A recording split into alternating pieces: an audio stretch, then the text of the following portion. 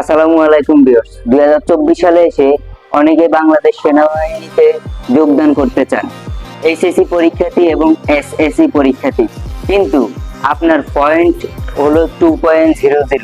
এখন আপনি কি সেনাবাহিনীতে অ্যাপ্লিকেশন করতে পারবেন নাকি না? এখন আমি আজকে এই কনসেপ্টটি আপনাদের সামনে ক্লিয়ার করার জন্য আজকের এই ভিডিওটি।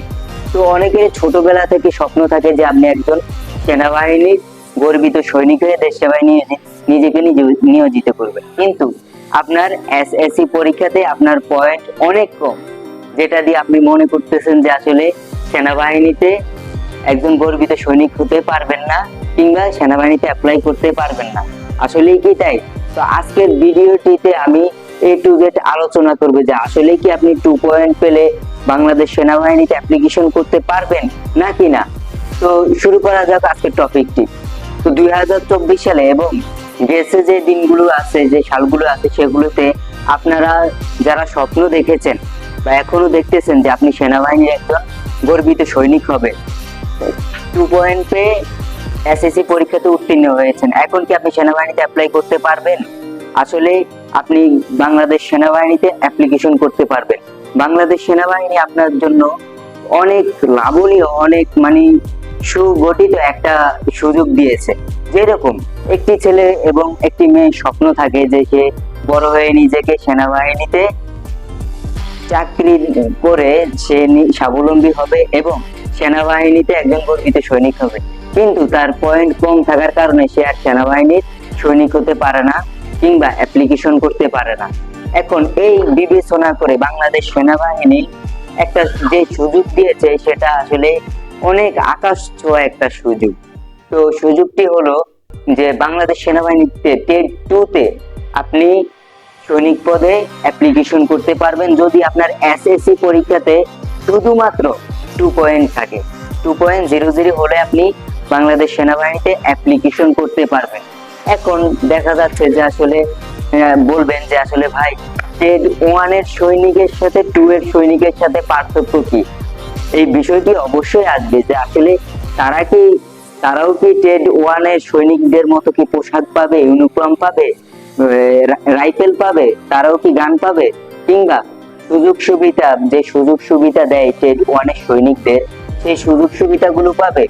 অবশ্যই টেট 2 এর সৈনিকরা সকল সুযোগ সুবিধা পাবে। যেরকম দেখা যাচ্ছে যে এটা একটা সুযোগ, আমি আগে বলছি এটা একটা সুযোগ, যেরকম একটি টেট 1 এর সৈনিক এবং একটি টেট 2 এর সৈনিক দুজনেই ইউনিফর্ম পরে রাস্তায় হাঁটতেছে।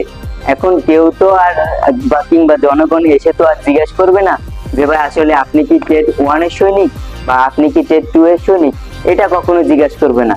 সেনাবাহিনীর পোশাকের ভিতরে আলাদা একটা পাওয়ার আছে, এটা আপনারা যারা চাকরি করতে ইচ্ছুক তারা কিন্তু খুব ভালোভাবেই জানেন যে আসলে সেই পোশাকটা অর্জন করার জন্য একজন সৈনিককে কতটা কষ্ট করতে হয়, একজন তরুণকে কতটা পরিশ্রম করতে হয় সেই পোশাকটির জন্য।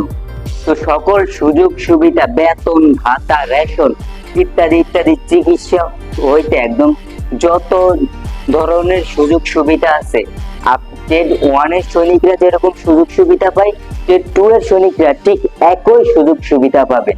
তো পার্থক্য শুধু হলো উনি টেট 1 এর সৈনিক, আপনি টেট 2 এর সৈনিক, কিন্তু সকল সুযোগ সুবিধা একই রকমের।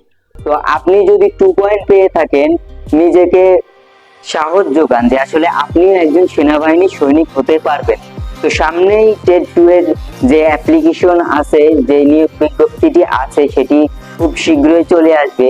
তো আপনি যদি 2 পয়েন্ট পেয়ে থাকেন কিংবা আপনার কোনো বন্ধু বান্ধব, ফ্রেন্ড সার্কেল যদি তাদের 2 পয়েন্ট পেয়ে থাকে কিন্তু সেনাবাহিনীতে জয়েন করার স্বপ্ন ছিল ছোটবেলা থেকে, কিন্তু এসএসসি পরীক্ষাতে এসে সে পয়েন্ট খারাপের কারণে আপনি মনে করতেছেন কিংবা সে মনে করতেছে কিংবা আপনার এলাকার মানুষ, পাড়া প্রতিবেশী মনে করতেছে যে আসলে সে সেনাবাহিনী আর হতে পারবে না, তার স্বপ্ন আশাটা একেবারে নিমিষে শেষ।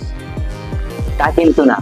আপনি যদি 2 পয়েন্ট পেয়ে থাকেন, সামনে সেনাবাহিনীর অ্যাপ্লিকেশন আছে, আপনি সেই অ্যাপ্লিকেশনে অ্যাপ্লাই করার জন্য, আপনি সেই নিয়োগে অ্যাপ্লাই করার জন্য আপনি প্রস্তুতি নেন এবং আপনার ফ্রেন্ড সার্কেলদের প্রস্তুতি নিতে বলেন এবং এই বিষয়টি যারা জানেন আপনার ফ্রেন্ড সার্কেল, তাদেরকে এই ভিডিওটি শেয়ার করে দেওয়ার অনুরোধ রইল। তো আজকের ভিডিওটি এই পর্যন্তই ছিল। যদি কোনো টপিক বুঝতে না পারে থাকেন তাহলে কমেন্ট সেকশনে জানাবেন। দয়া করে আমি সকল প্রশ্নের উত্তর দেওয়ার চেষ্টা করব। তো সবাই ভালো থাকবেন, সুস্থ থাকবেন। আল্লাহ হাফেজ। দেখা হচ্ছে পরের কোনো ভিডিওতে।